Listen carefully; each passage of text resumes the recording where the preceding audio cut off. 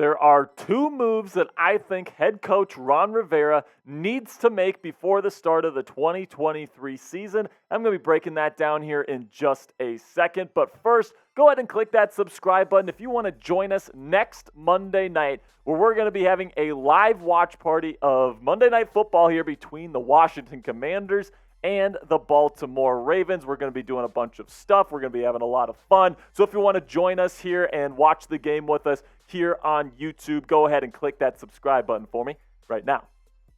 All right, so the first move that I would make and that I think the Commanders need to make is that they need to sign a freaking interior offensive lineman, man. And you guys probably knew this was coming based on the way I've been talking over the last couple of weeks here on the channel. Listen, man, plain and simply, this offensive line is a joke. It's an absolute travesty if you ask me. We went into the offseason saying we need to fix this offensive line, and they didn't really do that. They didn't even really take anybody in the draft at the offensive tackle position, which I thought was an absolute crime, especially given the way Charles Leno Jr. finished his 2022 campaign. You do go out in free agency and get Andrew Wiley, who's okay, but he's certainly not fantastic. He's not a great athlete. And then right now you're going into the season with a guy, Sadiq Charles, as the slated left guard. I mean, are you freaking kidding me with Sadiq Charles, man? I mean, I'm okay with Sam Cosmi. You know, you're moving him from tackle to guard. That's pretty intriguing to me. You do bring in Nick Gates, but he's dealt with a lot of injuries, and he hasn't played all that well to this point in his NFL career. So I think Ron Rivera needs to look to free agency here and make one more addition to this line at least. Now, the top candidates here for me, you got Ben Jones, Dalton Risner, Michael Schofield, Gabe Jackson, Roger Saffold. All of these guys have played significant snaps in the National Football League on the interior of the offensive line. A lot of them have experience at both center and guard. They have that versatility. And right now, I'm sorry, Sadiq Charles and Chris Paul are just not getting the job done at left guard, and it's very possible that Nick Gates either A, gets hurt again, or B, isn't very good. So bringing in at least one of these guys is going to be the move that I think Ron Rivera needs to make, and that's got to be priority number one. Right now, the Commanders have over $12 million in cap space for the 2023 season. Use some of that to go out and get an interior offensive lineman, and for me, I am picking up Ben Jones. And honestly, I don't know why Ben has not been picked up in NFL free agency to this point, right? 12 games played last year, did deal with a little bit of an injury, but he only allowed one sack, and he's been one of the most consistent producers at the center position in the league over the last half decade. I really don't understand why Ben Jones hasn't been picked up. And if you're the Washington Commanders and you have a wide open, gaping hole on your roster there at the interior of your offensive line, why don't you go out and get a guy like this that can fill that hole right away, and you can trust him to protect Sam Howell and create running lanes for your running backs here in Brian Robinson Jr., Antonio Gibson, and Chris Rodriguez Jr. I just don't understand the thinking behind not going to free agency at this point when we've seen throughout the preseason to this point, through that first game, throughout training camp, throughout minicamp, this offensive line can't hold up. And listen, if you can afford it, I would say even go out and get two of these guys. Sign Dalton Risner and Ben Jones if you can. Now, I don't know if that's feasible with just over $12 million. Obviously, you want to have a little bit left over just in case you make a trade midway through the season. But man, I would just love it if Ron Rivera sacked up here, admitted that, he came into training camp a little bit light on the offensive line front and brought somebody in that's going to solidify this offensive line and help this team make a playoff run here in 2023. Now, what do you guys think? Let me know what you guys think down there in the comments section. Does Washington need to sign another guard before the start of the 2023 campaign? Give me a yes or give me a no. This is going to be the pinned comment on today's show. So YouTube's going to throw you an ad break here in just a couple of seconds. Take advantage of that time by answering today's pinned question with a yes or a no. All right, now the second move that I think, at least in my opinion, the Commanders should absolutely make is that they need to go out and trade for a legit number one tight end. Now listen, I know Logan Thomas has his supporters out there. I know Curtis Hodges has looked good in camp. I know that Cole Turner is pretty athletic as well, and John Bates is okay too. But listen, Eric Bieniemy, the new offensive coordinator, is used to running an offense with a very dynamic weapon at the tight end position in Travis Kelce. And Logan Thomas is not that, in my opinion. He's dealt with a ton of injuries. He's not super athletic. He's a very reliable, I guess, hands-type tight end, where if he's wide open, you can really trust him. You know, he knows how to find soft spots and zones. He does that just fine, but he's not somebody that's going to separate in man coverage. And in my opinion, in order for Eric Bieniemy to have his full shot and really have his full offensive playbook opened here, you need to go out and trade for a tight end. And don't get it wrong, man. You can't sign a free agent in this position. There's no good tight ends left. You have to make a trade. If I'm trading for one tight end here, I'm going out and getting Zach Ertz from the Arizona Cardinals. We've covered why I would go out and trade for Zach Ertz extensively here on the channel. And pretty much it boils down to this. Zach Ertz, being at his age, wanting to win championships, doesn't want to be a part of a rebuilding project there in Arizona, and Arizona is trying to get as many draft picks as possible. So I think that seeking a trade here for Zach would be beneficial to both parties, and I think if they were willing to trade him for a 6th-round pick here, I think the Washington Commanders should absolutely pull the trigger. Now, you don't want to pay too much for him, because, you know, he is a little bit older. He's bringing in a kind of a larger contract here where it's over $8 million for the 2023 season in base salary. But listen, man, he is still a really good route runner. He's still a really good red zone tight end, capable of really doing what a number one tight end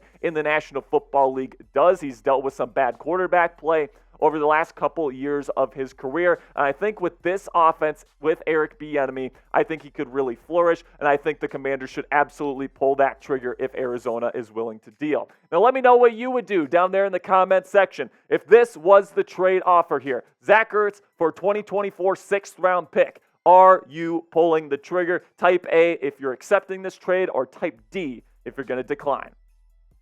Then if you don't want to go out and get a guy like Zach Ertz, who's a little bit older, he's more expensive, maybe you want to go out and get an under-the-radar option here with one of my favorite tight ends in the National Football League in Colby Parkinson. Now, he was drafted out of Stanford back in 2020. And listen, this guy is the complete package in my opinion. And right now he is listed as the number 3 tight end on the Seattle Seahawks tight end depth chart. The Seahawks love Will Dissly for some reason. I'm not a huge fan of Will's. And then Noah Fant, not a good blocker. He's a pretty darn good receiving mismatch option that they have there as their second tight end option.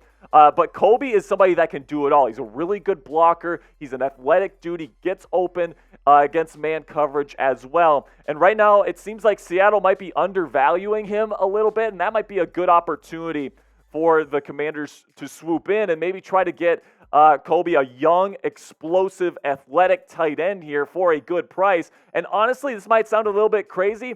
I might be willing to trade as much as a 5th-round pick. I might have to take a little bit of convincing to get me to that 5th number, but it seems like Seattle might be willing to deal him for maybe a 6th, maybe a 7th-round pick. And to me, that is a huge, huge value, especially because you'd be bringing him in likely as your number 1 tight end. Now, like I said, it's a more under-the-radar option. It's a riskier option than Zach Ertz. And personally, I would do the Zach Ertz trade over a Colby Parkinson trade. But if you want a more younger, under-the-radar type player, Colby Parkinson would definitely be the guy I would be looking out for. Now, coming up here on the Commanders Report, I got one more move that the Commanders could make. I've given you the 2 moves that I think they absolutely need to make, but then there's one more that they could absolutely make as well. But before I get into that, check out our friends at Fanatics. And listen, man, the energy around the Commanders franchise right now has never been higher now that Dan Snyder is out the door. Josh Harris is coming in. If you want to show your support for the new regime by getting some new